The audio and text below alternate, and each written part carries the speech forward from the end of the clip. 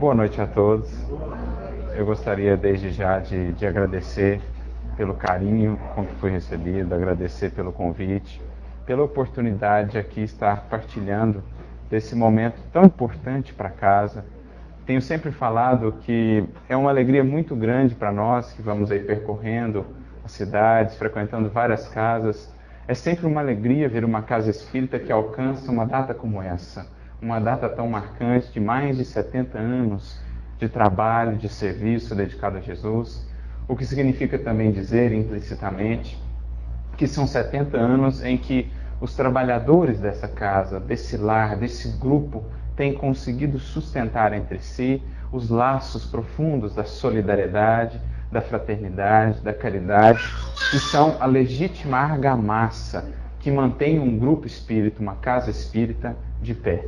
A construção física é secundária, é temporária, um dia será levada pelo tempo. Mas o que fica realmente de uma casa espírita é a união consolidada entre os seus trabalhadores, entre os corações que aqui puderam passar, que daqui receberam consolações, luzes, instrução, bênção, apoio, fortalecimento, e que passam a integrar daí por diante essa grande família, que vai sempre se ampliando cada vez mais, que é a família dos seguidores do Cristo, que é a família dos discípulos de Jesus, que vai se ampliando. Então, 71 anos dizem-nos também a respeito disso, dessa união que tem sido mantida aqui, graças certamente ao empenho, ao esforço, ao sacrifício de muitos trabalhadores que têm dedicado as suas vidas para que essa obra fique de pé, fazendo ou alcançando a sua função, o seu objetivo designado por Jesus: receber os corações que aqui adentram, instruí-los, consolá-los, ampará-los, para que no mundo possam levar a cabo as tarefas e compromissos que assumiram no mundo espiritual. Então fica aqui os nossos parabéns à casa e a todos os trabalhadores, no plano dos encarnados, mas também no plano dos desencarnados. Que Jesus siga lhes abençoando a todos. E aproveitando, portanto, esse clima, de agradecimento, de gratidão, é esse o enfoque ou o diálogo que nós gostaríamos de ter nessa noite. Falarmos um pouquinho a respeito de gratidão, desse elemento que é tão fundamental para as nossas vidas, mas por vezes tão negligenciado, por vezes tão esquecido. E vamos criando uma série de motivos, ou vamos encontrando uma série de motivos para cultivar a infelicidade, para cultivar o pessimismo e a desesperança, quando, se tivéssemos um olhar, um entendimento mais atento, veríamos o quanto, na verdade, nós temos a agradecer por essa casa, pelo conhecimento que temos em mão, enfim. Nosso olhar vai se abrindo e a gente vai percebendo o quanto é importante para que desde já possamos conquistar a felicidade que nos é possível na condição espiritual em que estamos, o quanto é importante cultivar esse elemento chamado gratidão. E para refletir um pouco isso, nós vamos remontar um texto de uma das cartas do apóstolo Paulo, ele que buscou muitas vezes em suas cartas fazer essa referência à importância da gratidão para a nossa vida espiritual. A gente vai encontrar referências disso em pelo menos 3 cartas de Paulo, ele nos convidando a sermos agradecidos, a agradecermos, a nos regozijarmos, enfim, a nos alegrarmos sempre, quaisquer que sejam as circunstâncias. Mas, em especial hoje, nosso texto de reflexão vai se encontrar na sua primeira carta aos Tessalonicenses. Essa que é uma das suas primeiras cartas, para muitos estudiosos, a sua primeira carta. Lá no capítulo 5, versículos 16 a 18, nós vamos ver Paulo nos convidando a ter essa postura perante a vida, independentemente das circunstâncias em que estejamos inseridos, a termos essa postura de gratidão. E ele começa dizendo assim: regozijemo-nos sempre. Em outras palavras, alegremos-nos sempre. Busquemos sempre nos alegrar, apesar das circunstâncias. Ainda que as circunstâncias sejam difíceis, busquemos ainda assim encontrar motivos para nos alegrarmos, para nos felicitarmos, para agradecermos. Como vai dizer Guimarães Rosa, no seu jeito bem mineiro, buscar um motivo para ser alegre na tristeza e ainda mais alegre na alegria. Buscar sempre motivo para ampliar o gozo mais puro do nosso espírito, essa alegria espiritual que que está muitas vezes desvinculada, tudo que é transitório está mais vinculada simplesmente a algo que nós sentimos, está simplesmente vinculada àquilo que nós somos. Então ele vai dizer, regozijemo-nos sempre. No versículo seguinte ele diz, oremos constantemente. E então ele vem com o versículo principal da nossa reflexão, 1 Tessalonicenses capítulo 5, versículo 18, quando ele diz, em tudo dai graças. Em tudo dai graças. E a gente fica a pensar, será que é possível mesmo dar graças em tudo? Numa vida de tantos contrastes como a nossa, criaturas ainda imperfeitas, muito longe da redenção espiritual, muito distantes ainda da perfeição que é possível à criatura, a perfeição relativa, a nossa vida é naturalmente marcada por muitos contrastes. Dores, alegrias, dificuldades, facilidades, momentos de calmaria, momentos de tempestade, e naturalmente a gente oscila entre esses momentos. Mas o que o apóstolo está nos propondo aqui é, em tudo dai graças. E é importante que a gente analise isso aqui, olhando que a fala dele não é simplesmente uma fala bonita de alguém que quer encantar as multidões. A fala dele não é alguém que prega simplesmente uma coisa que não vive. Não é a fala de alguém que não conhece todos os contrastes da vida. É a fala de alguém que em anos de trabalho com Cristo passou a perceber que em tudo nós podemos sempre encontrar algum motivo para dar graças. Nós estamos falando de alguém que, por exemplo, uma passagem interessantíssima que está narrada tanto no livro Paulo e Estevão, como no livro dos Atos dos Apóstolos, a narrativa de Lucas, das viagens ou de todos os acontecimentos após o desencarne de Jesus, nós temos um relato interessante de uma experiência vivida por Paulo na cidade de Filipos. Isso está narrado no capítulo 16 de Atos dos Apóstolos. Paulo estava ali com Silas na cidade de Filipos, fundando mais uma das comunidades, as chamadas eclesias, as igrejas nascentes, e começava então a desenvolver o trabalho naquela cidade, quando vai à praça pública levar a palavra, ou seja, explicar o evangelho, esclarecer as pessoas, e ali ele tem um encontro singular. Existia naquela cidade uma pitonisa, em outras palavras, uma médium. Naquela época eram conhecidas muitas vezes como pitonisas ou profetisas e outros nomes, e ela estava dedicada, de certo modo, a fazer previsões. Era utilizada comercialmente pelos seus, entre aspas, donos, que se aproveitavam da sua faculdade para oferir recursos. A mediunidade a serviço do interesse, a mediunidade a serviço do dinheiro. Aliás, esse era um dos motivos pelos quais, até o Cristo, Moisés havia proposto aquela proibição, havia apresentado aquela proibição, dada a má utilização daquela faculdade que deve estar a serviço do bem. Moisés, portanto, percebendo como ela era utilizada naquele tempo, apresenta a proibição, como a nos dizer de que esse diálogo existe, é possível, porque não se proíbe o que não é possível. Então, aqueles que questionam a possibilidade, o próprio texto bíblico já nos fala da possibilidade, mas Moisés havia feito a proibição justamente por conta desse abuso, claro, com as louváveis exceções, como a gente vê, por exemplo, no caso de Eldade e Meldade, que são dois profetas que Moisés permite também a utilização. Mas, enfim, Paulo, sabendo do contexto daquela profetisa, pesquisou a respeito dela. Nesse encontro acontece algo singular. Eles estavam na praça, ele e Silas, quando de repente essa profetisa começa a falar a respeito deles. Começa a dizer de maneira, vamos dizer assim, enganosa, de maneira capciosa, começa a exaltá-los, começa a elogiá-los, começa a valorizá-los. Eis ali os servos de Deus, eis ali os trabalhadores de Deus. E Paulo vai se incomodando com aquela situação, com aquela circunstância, até o momento em que ele volta-se ao Espírito que falava por meio daquela pitonisa e diz a ele, em nome de Jesus, né, cala-te.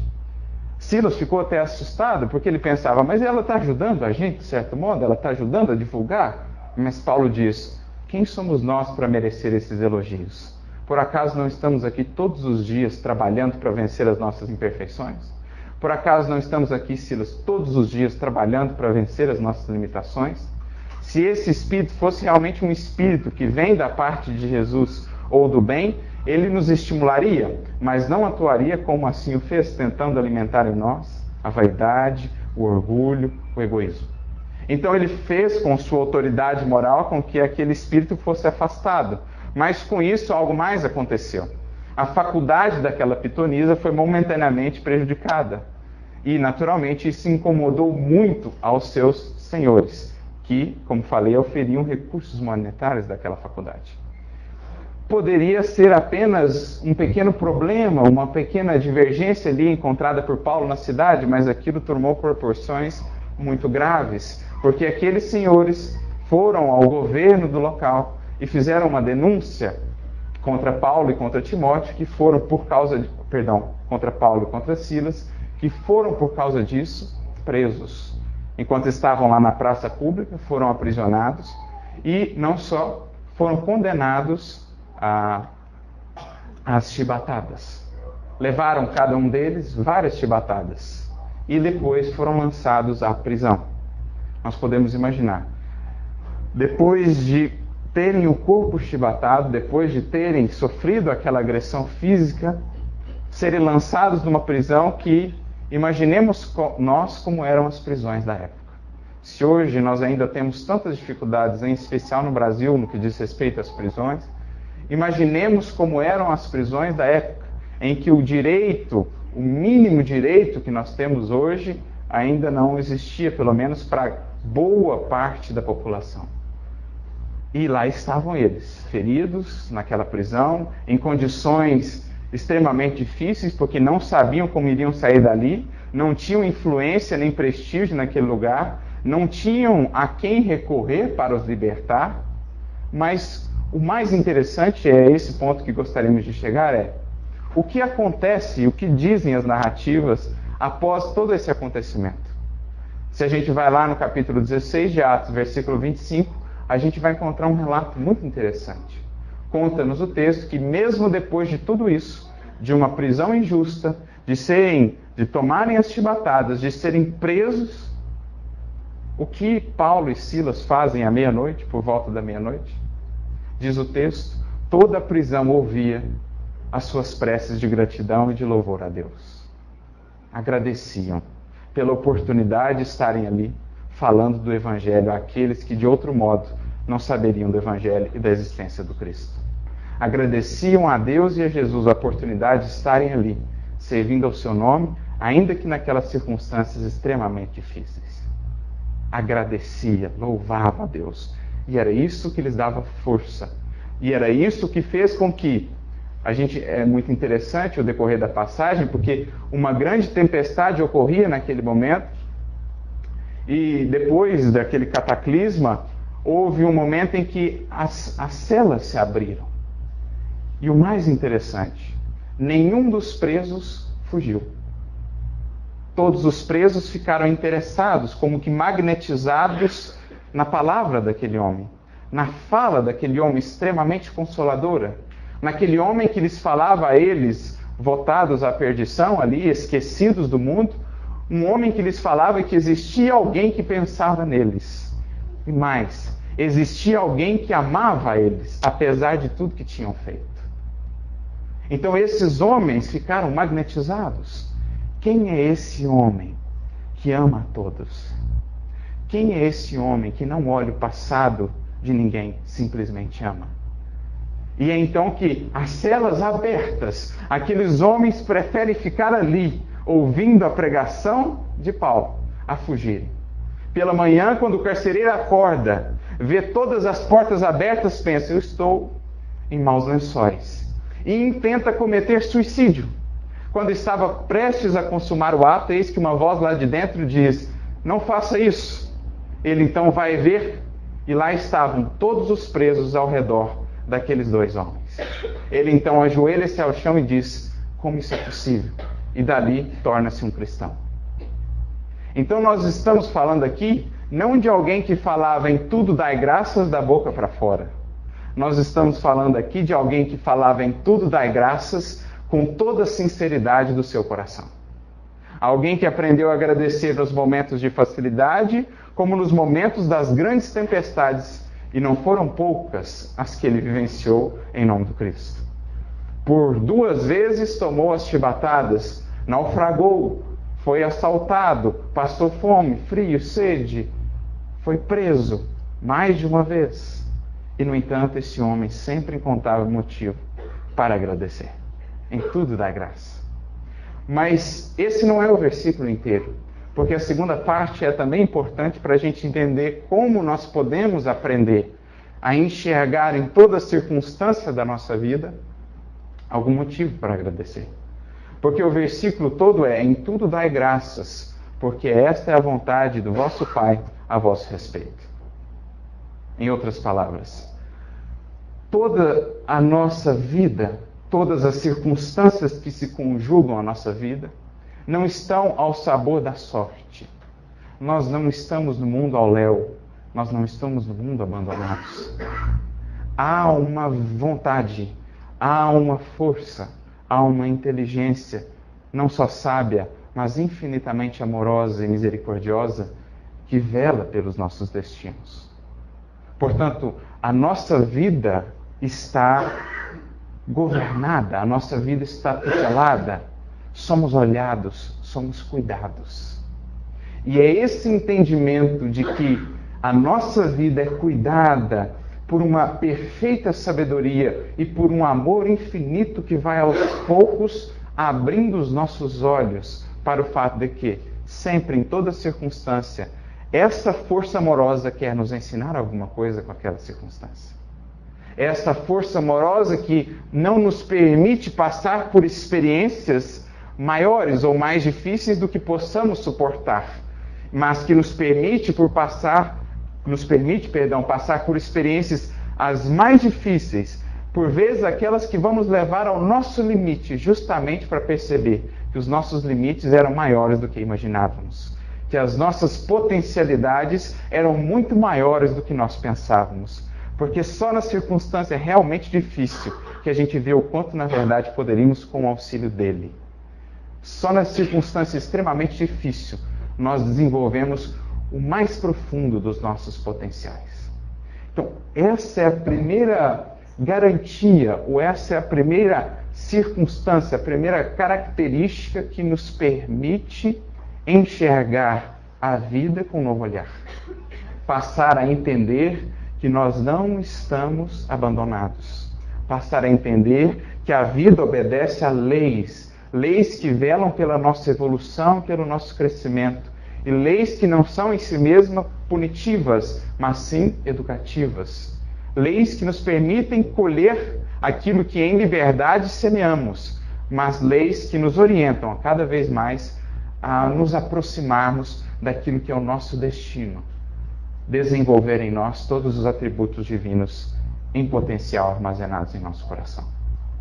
Então esse é o primeiro entendimento.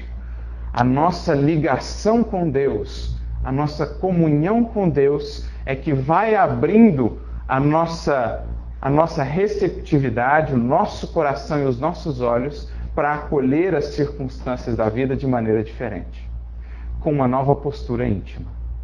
Porque a gente vai renovando o olhar. Na medida em que vamos ganhando comunhão e intimidade com esse Criador, nova luz se faz em nossos olhos e passamos a enxergar a vida em aspectos e nuances que antes não enxergávamos. Por isso nos dirá Emmanuel, num texto muito bonito, no livro Pão Nosso, capítulo 100, intitulado Rendamos Graças, em que ele vai dizer: roguemos à providência divina, essa providência que vela por nós, que cuida de nós em cada instante, essa providência que não dorme, essa providência que sabe de tudo o que nós necessitamos antes que o peçamos. Roguemos a essa providência divina suficiente luz para os nossos olhos, a fim de que vejamos o celeiro de graça em que todos nós estamos. Olha que bonito. Roguemos ao Criador luz, luz para a nossa visão espiritual, para que vejamos que todos nós estamos inseridos num celeiro infinitamente abundante de graças divinas, de bênçãos, de possibilidades. E aí ele prossegue. É a cegueira íntima que nos faz tropeçar em obstáculos onde só existe o favor divino. Olha o que ele dirá. É a nossa cegueira que nos faz cair, tropeçar, reclamar, blasfemar, onde na verdade só existe o amor divino a nos educar, a nos convidar a dar um passo acima na evolução, a nos convidar a romper um pouquinho mais os liames do nosso casulo que nos impede ainda de alçar voos mais altos, de desenvolver em nós as asas que nos permitirão desbravar esferas espirituais ainda para nós desconhecidas. Então é essa cegueira íntima que precisa ser corrigida. Porque a gente vai aprendendo, na medida que estudamos a doutrina espírita e sobretudo o Evangelho do Cristo, que na verdade não são as circunstâncias exteriores aquelas que definem de fato o que nós sentimos. Claro que elas influenciam, claro que existe um arrastamento, mas o homem é sempre senhor do seu destino. E nós sempre podemos extrair das circunstâncias as mais difíceis algo de bom. Prazer ou dor, alegria ou dor, na verdade não estão tão vinculados assim com as circunstâncias exteriores para o homem que já se torna consciente de si mesmo, para o ser que já desperta a sua consciência. Porque ele passa a perceber que, na verdade, alegria ou dor estão muito mais vinculadas não às circunstâncias, mas à sua postura perante elas. Como ele as recebe, como ele se coloca em relação a cada uma delas. Tanto é assim que me recordo de um livro fantástico. Recomendo a leitura a todos, Em Busca de Sentido, do psiquiatra austríaco Viktor Frankl, que vai levar aos limites esse estudo, vamos assim dizer, dessa capacidade do ser humano de, nas situações mais difíceis, tirar dali força e propósito para seguir avançando. Tirar das circunstâncias mais difíceis algo pelo que lutar, algo pelo que viver, algo pelo que batalhar. Porque ele foi viver essa experiência, talvez naquela circunstância mais difícil que a humanidade já viu. Um campo de concentração na Segunda Guerra. Ele que era um judeu e teve toda a sua família levada a um campo de concentração. E ele mesmo ali viveu por 2 ou 3 anos, se não me engano.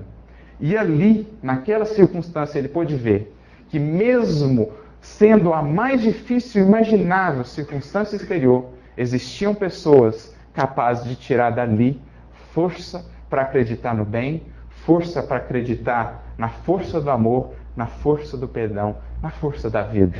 Tiravam dali motivos para agradecer, mostrando que, na verdade, embora as circunstâncias externas influenciem o homem que se torna senhor de si, a criatura humana que desperta e toma as rédeas do seu destino em suas mãos, consegue guiar a vida ainda assim com o espírito de gratidão, com o espírito de agradecer a Deus. Como ele mesmo fez naqueles momentos tão difíceis, quando, por exemplo, via um pássaro, quando, por exemplo, via uma beleza da natureza. Conta ele que alguns dos momentos mais marcantes no campo eram quando as pessoas convidavam os outros, eles ali, os presos, para verem um arco-íris, para verem um pôr do sol, para ali encontrarem aquela força, mesmo naquela circunstância, para agradecer a Deus, para agradecer a vida. Então a gente vai aprendendo, na medida em que ganhamos intimidade com Deus, a reorientar esse nosso olhar. Nosso olhar se torna mais claro e passamos a enxergar motivos para agradecer nas situações as mais diversas. Nossa vida ganha uma beleza diferente. Nossa vida ganha um sentido diferente. Porque a gente entra ou se conecta novamente nesse grande ciclo, ou melhor, nessa grande corrente que perpassa todo o universo, que é a corrente da solidariedade, que é a corrente da gratidão. Nós passamos a encontrar, por exemplo, na dor, uma oportunidade de aprendizado. Passamos a ver a dor como um recurso, um chamamento mais enérgico da lei divina, para que despertemos para realidades por nós ainda ignoradas, para que despertemos para valores por nós ainda não cultivados, ainda não valorizados no seu devido valor. Como nos diz Leon Denis, no seu bonito livro, O Problema do Ser, do Destino da Dor, em que, de certo modo, Leon Denis vai trabalhar a questão da dor de maneira tão bela, tão bonita e tão filosoficamente profunda que nós passamos a ter até um certo carinho pela dor, por essa mestra divina que ao longo dos séculos tem nos educado. Em certo momento, no capítulo 27, chamado Revelação pela Dor, em que ele vai trabalhar como que a dor muitas vezes é esse elemento para nós revelador, que nos faz enxergar coisas que antes não enxergávamos a nosso respeito, a respeito da nossa vida, que nos faz valorizar coisas que antes não valorizávamos. Ele vai dizer em certo momento: não digo a vocês, procurem a dor. Não é aqui a proposta masoquista, não é buscar a dor como por muitos séculos fizemos nos mosteiros, acreditando que o silício do corpo seria algum meio, algum recurso de elevar o espírito. Não é esse o sentido.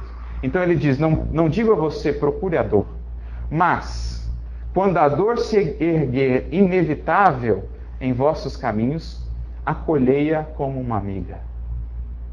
Veja que profundidade. Não procure a dor. Não digo isso, não é essa a meta, mas quando ela chegar, quando ela se erguer inevitável em nossos caminhos, acolhamo-na como amiga. Porque a nossa revolta de nada vai adiantar. Porque a nossa violência, a nossa agressividade de nada vai adiantar. A única maneira com que ela passe, ou de fazê-la passar, é perceber que ela tem algo a nos ensinar e que ela não vai nos deixar enquanto não o fizer, enquanto não cumprir a sua missão. Por isso ele diz: acolha, abra o seu coração a ela, diga a ela o que tens a me ensinar, o que eu preciso renovar. Acolha como uma amiga. Diz ele, prosseguindo no texto: aprende a conhecê-la, aprende a admirar a sua beleza austera, porque há também na dor ou na dificuldade uma beleza. Há algum tempo atrás, inclusive, vi um filme muito bonito chamado Beleza Oculta, ou em inglês Collateral Beauty, que vai falar de uma experiência extremamente difícil vivida por um casal, mas que ali mesmo a mãe e depois o pai conseguiram enxergar a beleza oculta, a beleza colateral que as circunstâncias difíceis da vida nos trazem. Então diz o Leon Denis: aprende a conhecê-la, aprende a admirar a sua beleza austera e a colher os seus ensinamentos secretos. Aprende a sofrer, é como ele diz. Aquele bem sofrer do qual os Espíritos nos falam no Evangelho segundo o Espiritismo, bem e mal sofrer, capítulo 5, versículo, item 18. Aprender a tirar da dor essa oportunidade para nos superarmos, para vermos que podemos dar um passo além e para termos aquela que é uma das melhores sensações do mundo, se não a melhor.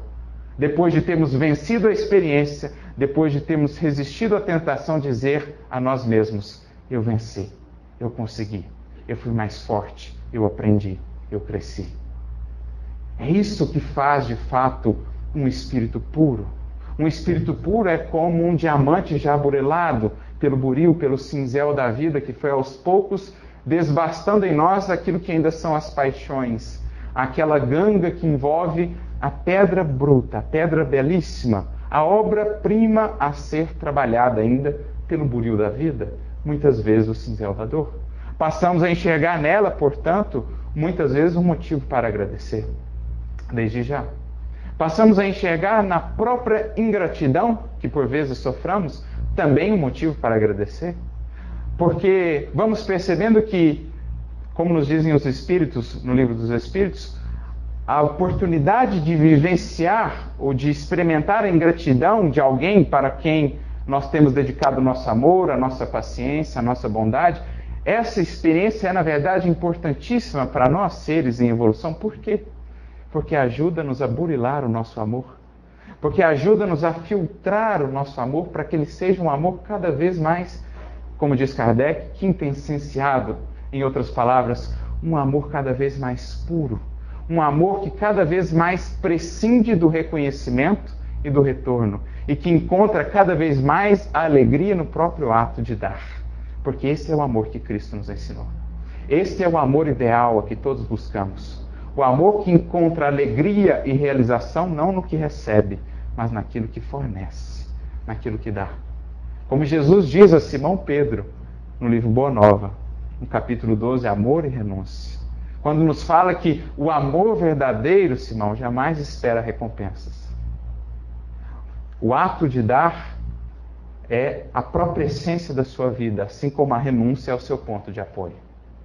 Ainda que todos os nossos amigos, Simão Pedro, um dia se convertessem em nossos inimigos ou mesmo em nossos algozes, jamais nos poderiam privar da alegria infinita de um dia termos dado alguma coisa a eles. Essa alegria ninguém nos tira. Essa alegria, a alegria de fazer alegria, a alegria de criar a felicidade, essa é nossa, legitimamente nossa.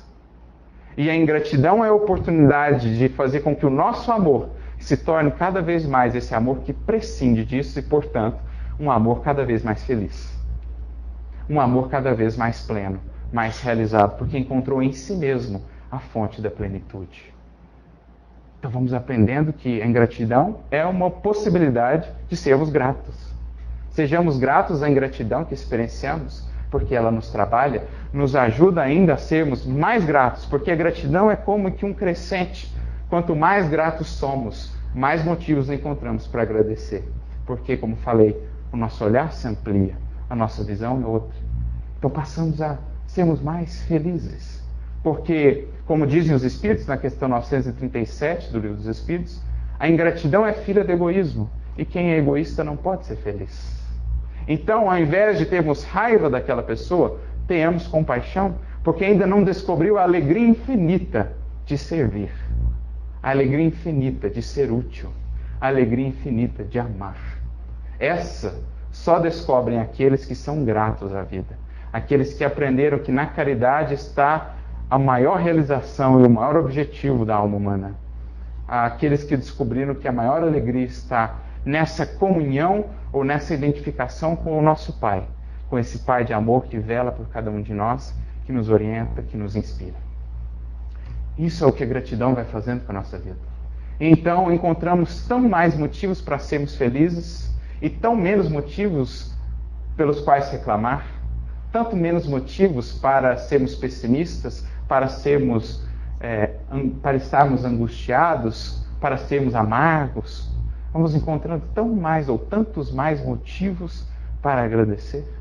Vamos agradecer, por exemplo, pela oportunidade de termos esse conhecimento espírita, que dá para nós uma visão da vida que muitas e muitas criaturas não têm.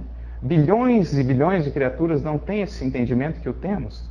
E se o temos não é por mérito, é na verdade com um exercício de responsabilidade, é um investimento do alto para que retribuamos tudo o que recebemos, para que ajudemos esses outros que ainda não encontraram motivos para serem gratos a os descobrirem, porque a pessoa grata, ela assim faz, onde quer que ela esteja, ela irradia raios de gratidão que despertam o outro.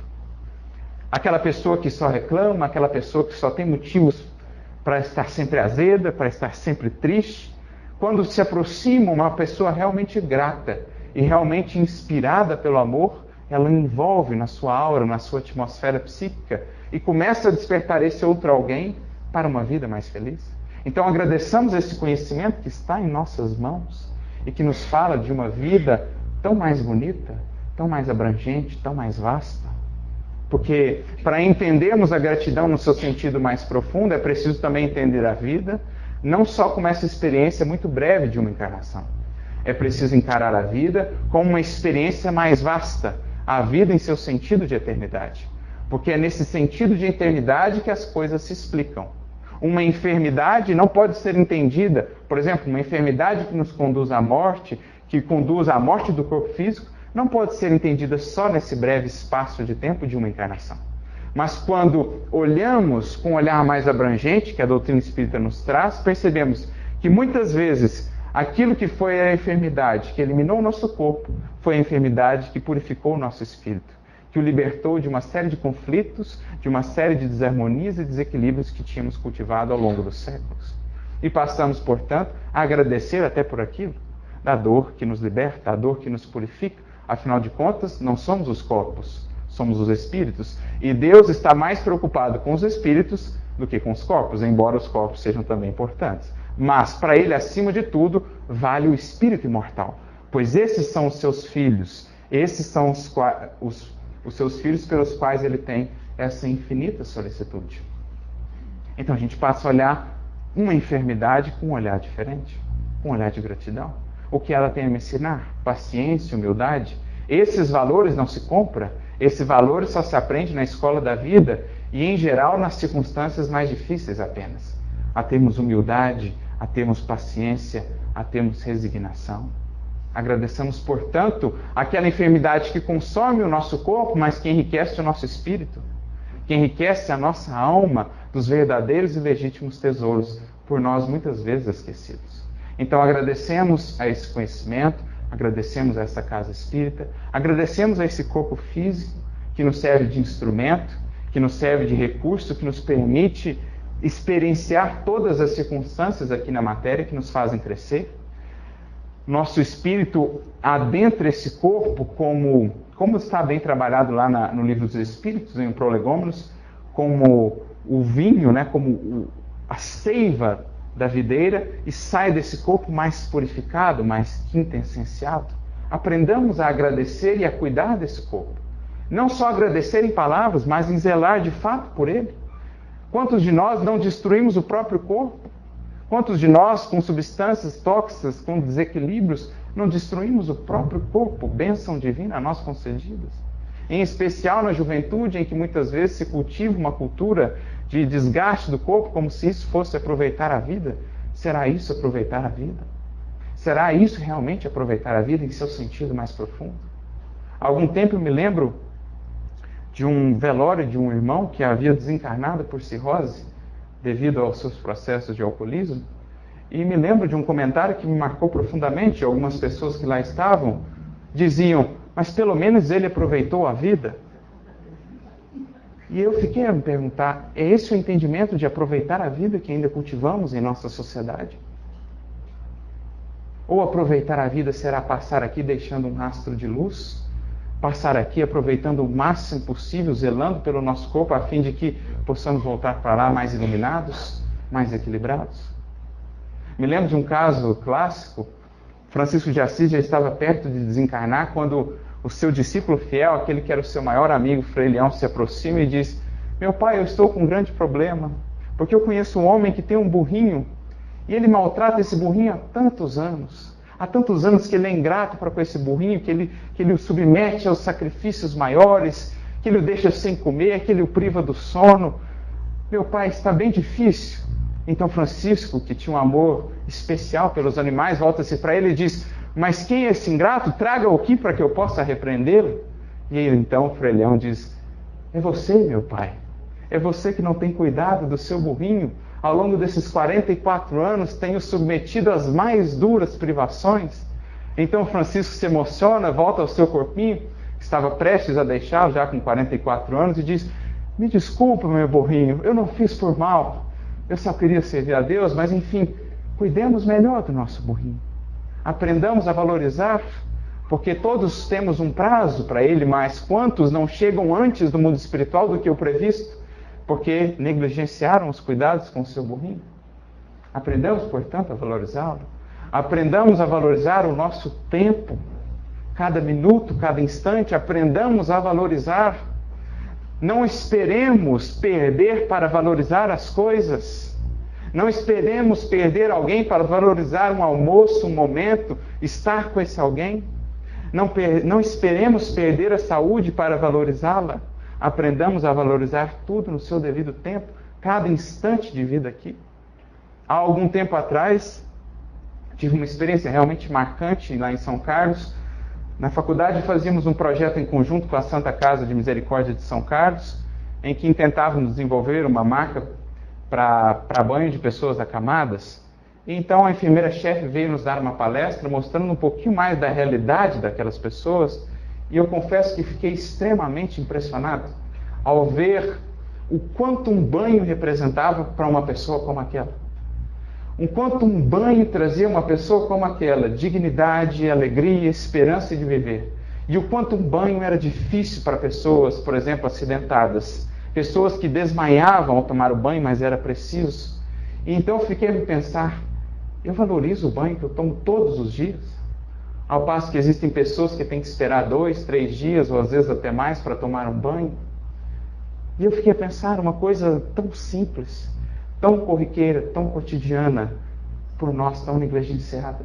Enquanto inúmeras outras pessoas nada mais queriam do que poderem tomar banho sozinhas, do que poderem entrar no chuveiro quente, porque para muitas dessas pessoas o banho é apenas com um paninho molhado. E eu fiquei a pensar, como é que está a gratidão pelas pequenas coisas? Como é que está o nosso olhar para a vida? Quando temos tanto a agradecer, a nossa saúde, o nosso corpo, as nossas potencialidades, os nossos sentidos, todos aqui a serviço, todos com potencialidade de servir, e nós ainda muitas vezes encontrando motivos para reclamar, para duvidar da providência divina e do seu amor. Coisa simples. Então não esperemos perder para valorizar. Aproveitemos o dia de hoje, o momento de hoje, porque hoje é o momento de começar. O momento não passou nem está por vir, o momento é agora. A cada instante temos a possibilidade de servir, de entrarmos nessa corrente de gratidão pela vida, ou de gratidão à vida, fazendo de nossa parte com que outras pessoas percebam o quanto há a agradecer também. Agradeçamos, portanto, por tudo. Pelo nosso trabalho material, pela oportunidade de sermos úteis na sociedade, de fazermos a diferença nas pequenas coisas, de sermos honestos, de sermos corretos, de sermos dignos, no momento em que a nossa nação passa, em que isso parece que se tornou algo raro até. Sejamos nós aqueles que fazemos a diferença. Sejamos nós aqueles que colocam o interesse comum acima dos interesses pessoais apenas. Sejamos gratos a Deus por tudo que recebemos, fazendo o nosso dever, cumprindo o nosso dever perante a sociedade, perante o trabalho que Deus nos deu. Aprendamos a florescer onde Ele nos plantou, porque certamente temos algo a aprender ali. Isso é o que o espírito de gratidão vai fazendo conosco. Agora perguntamos, como ser feliz sem isso? Como passar pela experiência terrestre com equilíbrio, com harmonia, com confiança, sem aprender a agradecer? Sem aprender a reparar no dia a dia as infinitas mensagens de amor que Deus nos proporciona? As infinitas mensagens que vêm nos relembrar e ressaltar de maneira clara e evidente o quanto nós somos amados. Por exemplo, um pôr do sol. Porque o pôr do sol não precisava ser bonito daquele jeito, mas Deus quis que ele fosse bonito daquele jeito, para dizer, eu amo vocês. E eu cuido tanto de vocês, embora ainda espíritos muito rebeldes, que faço uma maravilha todos os dias dessa para vocês. Isso é ou não é uma prova de amor? Isso é ou não é um recado de amor? Mas para aqueles que têm hora de ver. Porque muitos não têm. Infelizes estes. Mas que sejamos nós os felizes, porque o mundo já está repleto de pessoas que querem puxar para baixo os demais. Sejamos nós aqueles que erguem.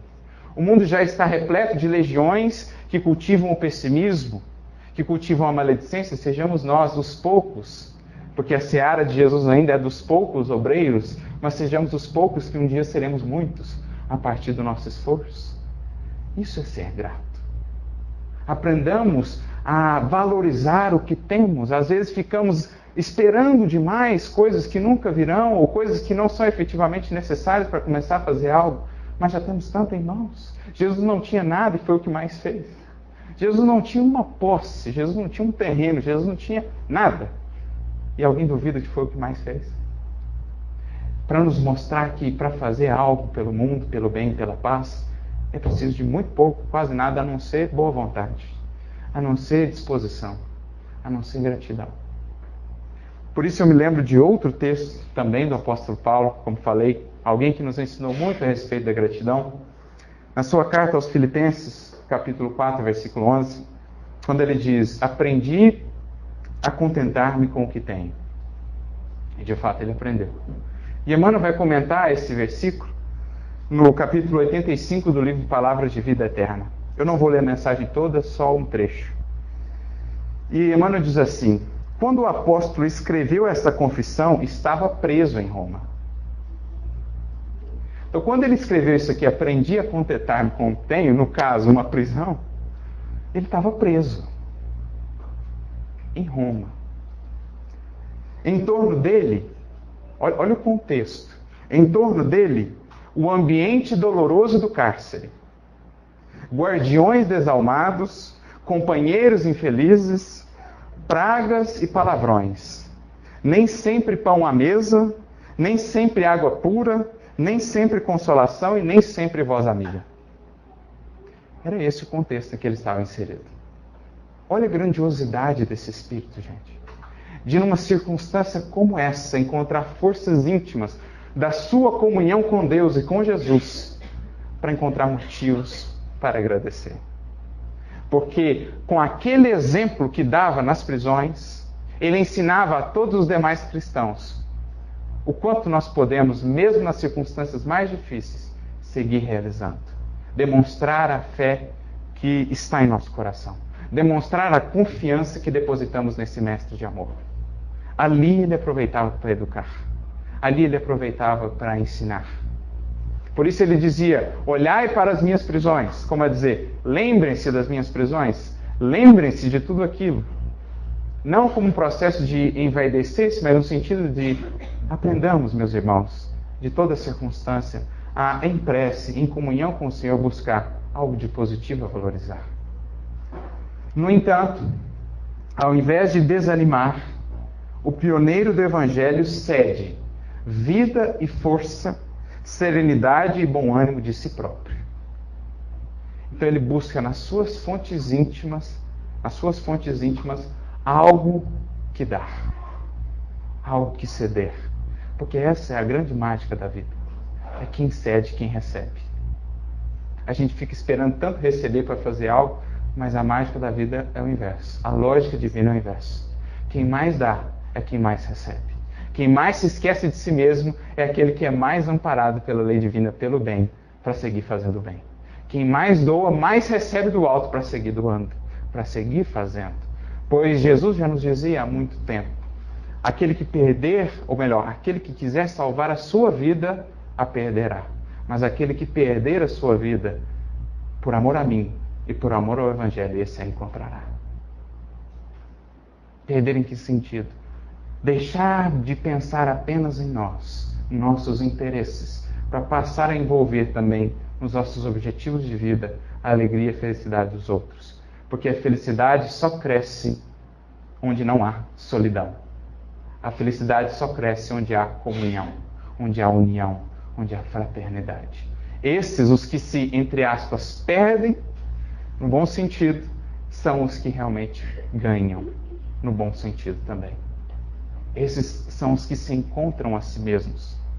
Como Paulo também disse certa feita em outra de suas cartas, eu de muito bom grado gastarei e me deixarei gastar por vós, ainda que, amando-vos cada vez mais, seja por vós menos compreendido. Olha que beleza isso. Eu de muito bom grado gasto e me deixo gastar por vocês, amando-vos cada vez mais, ainda que, amando-vos cada vez mais, seja por vós menos entendido, menos compreendido. Porque já encontrei nesse próprio ato de amar a grande alegria da vida, a grande realização do Espírito. Por isso ele encontra aqui de si mesmo força, bom ânimo para doar, porque é isso que o mantém de pé. Aquilo que nós damos em auxílio ao outro é o auxílio que vem nos auxiliar. A nossa força, o nosso empenho por sustentar o outro é, na verdade, um empenho por sustentar a nós mesmos pela força do bem. Porque nós somos sempre fortalecidos na comunhão com Deus. Nos aspectos exteriores, tudo pode mudar de um instante para o outro. Mas quem é fortalecido intimamente na comunhão com Deus, esse é forte. E aí, Emmanuel conclui. Se aspiras a servir aos outros, servindo a ti mesmo, olha só, servir aos outros, servindo a ti mesmo, no reino do Espírito, não percas tempo na expectativa inútil, pois todo aquele que sente e age com Cristo, vive satisfeito e procura melhorar-se, melhorando a vida com aquilo que tem. Então todo aquele que sente, mas não só sente, age com Cristo, vive satisfeito, vive feliz, vive alegre, aproveitando os materiais, os recursos que a vida lhe conferiu para fazer daquilo o melhor ao seu alcance. Esse é quem despertou realmente para uma vivência de gratidão, para viver a gratidão em seu sentido mais profundo, aquela que o Evangelho nos ensina, aquela sem o qual não seremos felizes, porque para sermos gratos é preciso aprendermos a vencer esse nosso velho egoísmo e a ampliar o nosso olhar, voltando-nos para o próximo, para o semelhante, que por vezes traz cruzes e traz dores infinitamente maiores que as nossas. Na medida em que percebemos isso, vamos nos consolando e nos colocando a serviço, descobrindo que a maior alegria da vida é, na verdade, servir. A maior alegria da vida é encontrar essa realização de ser útil, de sentir-se útil, ou de sentir-se parte dessa grande harmonia universal de todos os seres já unidos pelo amor que vibram no espírito de gratidão a Deus. Saibamos, portanto, agradecer e busquemos cada vez mais servir, porque o serviço nos aproxima de Deus, nos conecta com Deus, e Deus, enfim, acenderá em nossos olhos novas luzes, nos fazendo enxergar quantas bênçãos nós estamos todos os dias cercados, rodeados. Que Deus nos abençoe a todos, muita luz e muita paz.